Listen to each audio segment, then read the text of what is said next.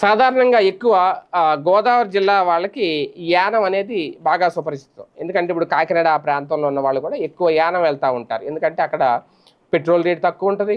అలాగే ఎక్కువ vehicle registration కూడా అక్కడ చేయించుకుంటా ఉంటారు. రిజిస్ట్రేషన్ ఛార్జీలు తక్కువ ఉంటాయి. కొన్ని కొన్ని వస్తువులు, ఎలక్ట్రానిక్ వస్తువులు, వెహికల్స్ కూడా అక్కడ కొనుక్కుంటా ఉంటారు. ఎందుకంటే అది కేంద్ర పాలిత ప్రాంతం. దాంతో అక్కడ పన్నులు తక్కువ ఉంటాయి. అలాగే పెట్రోల్ రేట్ కూడా తక్కువ ఉంటది. లిక్కర్ రేట్ కూడా తక్కువ ఉంటది.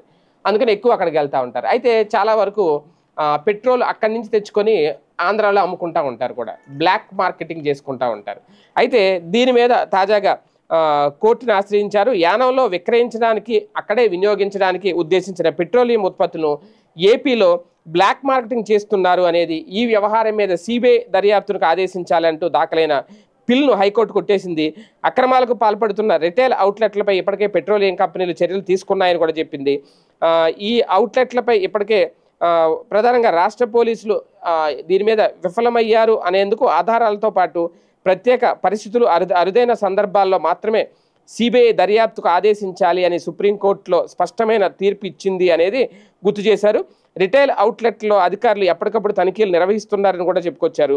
దర్యాప్తును సిబిఐకి అప్పగించేందుకు నిర్దిష్ట కారణాలు లేవు అంటూ పిల్లిని కొట్టేసింది.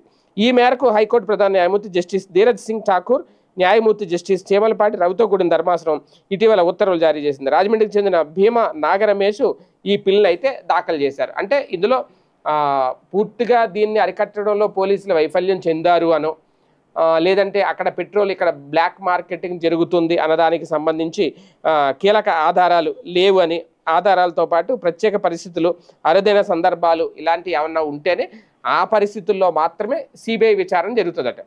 లేదు అంటే ప్రధానికి సిబిఐ విచారణకి ఆదేశాలు ఇవ్వము అనేది అయితే కోర్టు చెప్పింది. ఇందులో సుప్రీంకోర్టు మార్గదర్శకాలను కూడా సూచించింది హైకోర్టులో. సో ఇటువంటి నేపథ్యంలో ఈ పిల్లు అయితే కొట్టేశారు. అంటే మరి ఇంకా ఉత్పత్తులు ఒకవేళ నిజంగా కనుక జరిగితే బ్లాక్ మార్కెట్లో యానం నుంచి పెట్రోల్ తెచ్చుకుని ఆంధ్రాలో అమ్ముతున్నారు ఇదే కనుక అనుకుంటే కనుక దాని మీద ఆధారాలు ఉంటే చేయొచ్చు. లేదంటే దీని మీద ఆయన ఏమన్నా మళ్ళీ పైకోర్టుకి అప్పీల్కి వెళ్తారో, సుప్రీంకోర్టుకి వెళ్తారో ఏంటనే చూడాలి.